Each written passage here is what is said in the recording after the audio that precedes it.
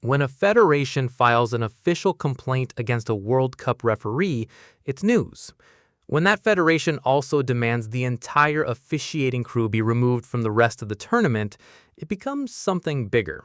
And when that complaint comes less than 24 hours after one of the most dramatic and contested matches in recent World Cup history, a match where a team led 2-0 against the defending world champions and still ended up going home, the conversation stops being just about football and starts being about something the sport has been quietly building toward for 3 years of this tournament cycle.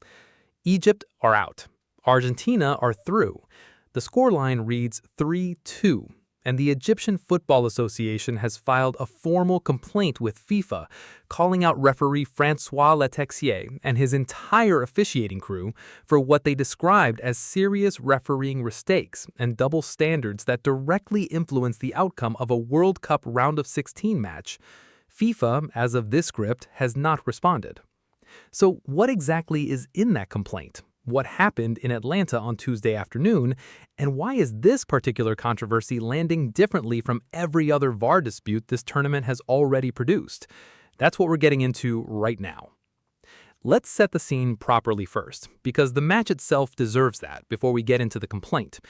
Egypt came into this round of 16 as significant underdogs. Argentina, ranked number 1 in the world, defending champions, Lionel Messi still performing at a level that genuinely defies what a 38-year-old body is supposed to be capable of. The expectation inside the broader football world was that Argentina would handle this comfortably. What actually happened inside Mercedes-Benz Stadium in Atlanta was something else entirely. Egypt took the lead in the 15th minute through a Yasser Ibrahim header, 1-0, and the stadium, which had significant Argentine support, went quiet in a way that nobody predicted. Then came the moment that changed everything.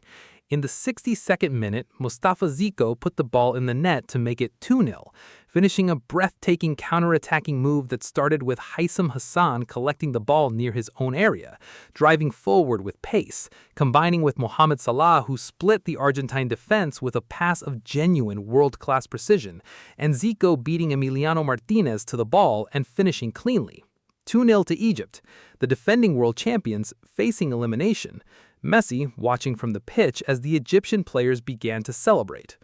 And then VAR intervened, and everything unraveled. The review identified that roughly 20 seconds earlier, Egyptian midfielder Marwan Attia had fouled Lisandro Martinez on the opposite side of the pitch, holding his shirt and standing on his foot simultaneously while Argentina were in possession. The on-field referee, Letexier, had not blown for the foul in real time. Play continued. Egypt broke with the ball, covered the full length of the pitch, and scored. VAR then sent Letexier to the monitor, he watched the footage, and the goal was taken off the board. Argentina awarded a free kick from the position of the original foul, on the opposite end of the field from where the goal was scored. The reaction was immediate and global. Rob Green, former England goalkeeper and Fox Sports analyst, said directly on air that surely this was not within VAR's realm to review, describing the foul as a full length of the pitch away from where the goal was scored. Former England captain Alan Shearer wrote on social media that either both incidents in the match are fouls or neither is, and that the officials had told us they won't re-referee the game.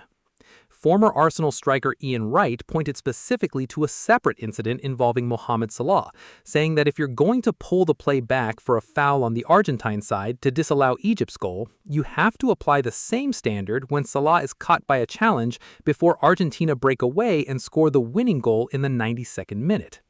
Former Liverpool defender Jamie Carragher questioned the consistency of VAR's application and said that in the Premier League, La Liga, or Serie A, the goal would have stood even after a VAR review.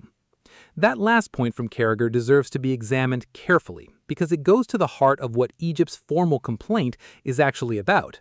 Not just the single disallowed goal, but the pattern of decision-making across the entire 90-plus minutes. The EFA's official statement, published on social media, said the association cannot remain silent regarding the refereeing decisions witnessed during the match against Argentina, as well as the failure to make appropriate use of VAR. It specifically referenced several key incidents that raised serious concerns and left profound questions about the consistency and fairness of decisions that directly influenced the course of the World Cup match. Here's where things get interesting, because the EFA complaint isn't built around one grievance. It's built around a sequence of grievances that, taken together, paint a picture of inconsistency that goes beyond a single controversial call. The disallowed Zico goal is the headline moment, but there are two other incidents that the complaint and Egypt's representatives have highlighted publicly. The first is Messi's missed penalty earlier in the match. Messi stepped up to level the score when Egypt were already leading 1-0, and Egypt's goalkeeper saved it. That moment itself wasn't controversial. What Egypt pointed to was the circumstances around how the penalty was awarded in the first place, and the broader question of whether the officiating standard applied to challenges on Argentine players was the same standard applied to challenges on Egyptian players throughout the match. The second, and arguably the most explosive from Egypt's perspective, is what happened in the moments immediately before Enzo Fernandez scored Argentina's winning goal in the 92nd minute. Egypt claimed that Mohamed Salah, one of the most recognizable footballers on the planet, was fouled inside the Argentina penalty area in the build-up to that counterattack. Egypt were calling for a penalty. VAR did not intervene. Argentina broke away from the defensive position with the ball, moved that pace to the other end, and Fernandez headed the winner. Egypt went home. Ian Wright's point about this exact sequence is the one that cut through most sharply in the immediate aftermath. He said on live television that if you're going to pull it back for Argentina on the edge of the box to disallow Egypt's goal for a minimal foul, you have to apply the same standard when Mo Salah is caught and they then go up the other end and score the winner. That parallel, the exact same type of physical challenge in the build-up to a goal, reviewed and punished in one direction but not the other, is the core of what the Egyptian Football Association is now formally presenting to FIFA. Now, this is where things change significantly from a procedural standpoint, because Egypt are not the first team to file an official complaint with FIFA during this World Cup. Belgium submitted a complaint over the Folarin Balogun suspension reversal earlier in the round of 16. The Ecuadorian Football Federation submitted a complaint after their team's pre-match accommodation was disrupted by opposing fans before their round of 32 fixture. And Algeria filed a complaint after their opening round loss to Argentina, arguing that officials failed to punish Messi for an incident involving defender Aissa Mandi. That last detail is worth sitting with for a moment. Algeria versus Argentina. Egypt versus Argentina. Two separate complaints from two separate African nations in two separate rounds of this same tournament, both involving officiating decisions in matches against the same team. The Egyptian Football Association president Hani Abo Rida went further than the federation's official statement, personally calling for the exclusion of the referee and the entire crew from the remainder of the World Cup, and alleging discrimination against Egypt. FIFA has not responded to requests for comment from multiple major media organizations as of this script. That silence, in the context of what the EFA is formally alleging and the level of public attention the match generated, is itself a significant story. Think about it from a purely institutional standpoint. FIFA is running the biggest World Cup in the history of the sport. 48 teams, 104 matches, 3 host nations, and a global audience that dwarfs every previous edition. The credibility of the officiating is foundational to the credibility of the tournament itself. When a federation files a formal complaint alleging serious refereeing mistakes and double standards, and when that complaint is corroborated in its key elements by former players and analysts from multiple countries and multiple broadcasting organizations simultaneously, the expectation is that the governing body responds promptly, transparently, and with the seriousness the situation demands. The silence from FIFA at this point is not just a communication failure, it's a credibility problem. Because in the absence of an official response, the space is being filled by reactions that range from legitimate analytical criticism to the kind of language that can damage the sport's reputation far beyond any single match result. Mostafa Zico, the player who scored the disallowed goal and then scored a legitimate second later in the match, said after the final whistle that the refereeing was obvious in front of everyone and that he didn't see any reason why the second goal was disallowed. Egypt coach Hossam Hassan was even more direct, saying he would never watch the World Cup again because there was no justice in this competition and that he wasn't convinced by the outcome or the way things unfolded. But there's another angle that's important to address directly and honestly, because it's also part of the story. The technical rule under which Zico's goal was disallowed does exist.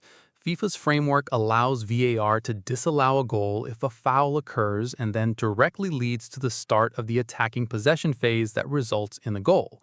The argument from officiating experts who defended the decision is that Atia's contact with Martinez dispossessed him at the moment Argentina were about to enter Egypt's penalty area, and that the counterattack that followed was a direct consequence of that dispossession. Under a strict reading of that rule, the intervention has a technical basis. The problem isn't whether the rule technically exists. The problem is whether that rule was applied with the same rigor and consistency to every similar situation in this tournament, or whether its application was selective in ways that produced outcomes benefiting one specific team across multiple matches. Alan Shearer's point, either both are fouls or neither is, gets to exactly this. You cannot invoke a principle of strict possession chain accountability in one direction of the pitch and simultaneously decline to apply it in the other direction of the same pitch in the same match. That asymmetry is precisely what Egypt's complaint is built around. The player reactions from the Egyptian squad told their own story without any additional context needed. Zico, in tears after the final whistle, was asked whether he was crying about the exit or the refereeing decisions. He said both. He said Egypt were hard done by and that everyone saw it. He said he didn't understand why the second goal was disallowed and that there was no reason for it that he could identify. And then he said something that reflected the emotional exhaustion of a squad that had done everything right on the pitch and still ended up going home. He didn't even want to talk about something like this. Hassan crossed his arms in front of him during his touchline protest after Argentina's winner, which is the FIFA-backed symbol that players and coaches are supposed to use to alert referees of a racist incident. He did not explain that specific gesture after the match, and the context of it remains unclear. What was clear from everything he said at the post-match press conference was that he felt his team had been treated differently from the defending champions at every crucial moment of the afternoon. The bigger picture here extends beyond Egypt's elimination and beyond this single match. This World Cup has now produced formal complaints from Belgium, Egypt, Algeria, and Ecuador. It has produced the Balogun suspension reversal that UEFA described as crossing a red line. It has produced a disallowed Germany goal in extra time that multiple officiating experts said should have stood. And it has produced the Egypt situation, where a team that led 2-0 against the reigning world champions came away with nothing and immediately filed documents with the governing body asking for an investigation into the people who refereed their match. What FIFA does next with Egypt's complaint will be watched very closely, not just by Egypt, not just by the African football community, but by every remaining team in this tournament that could find itself in a similar situation in the quarterfinals or beyond. The best-case scenario is a prompt, detailed, transparent response from FIFA that explains the basis for each of the contested decisions in the match, acknowledges where the application of rules may have been inconsistent, and outlines what steps are being taken to ensure consistency in the remaining matches. Whether or not that response satisfies Egypt, it would at least demonstrate that the governing body takes the complaint seriously. The more concerning scenario is continued silence or a minimal response that doesn't engage with the specific inconsistencies Egypt has documented, because in that case, the complaints don't stop with Egypt. They accumulate, tournament after tournament, until the credibility gap between what FIFA says about integrity and fairness and what federations and supporters actually experience becomes too wide to paper over with press releases. What do you think? Does Egypt's formal complaint, backed by the reactions of multiple respected former players and analysts from across the football world, represent a legitimate case that FIFA has an obligation to respond to publicly and in detail? Is the pattern of complaints from multiple federations at this tournament a sign that the expanded 48-team format has exposed structural problems in how officiating decisions are communicated and applied? And regardless of the controversy, do you believe Argentina's 3-2 comeback deserved to stand as the final result? Or does what happened in those 90 minutes leave a question mark over the integrity of the outcome that football's governing body now has a responsibility to address? Let us know in the comments below. Subscribe if you want to stay across every development in what is becoming the most controversial World Cup in modern memory. And like this video if this story matters to you.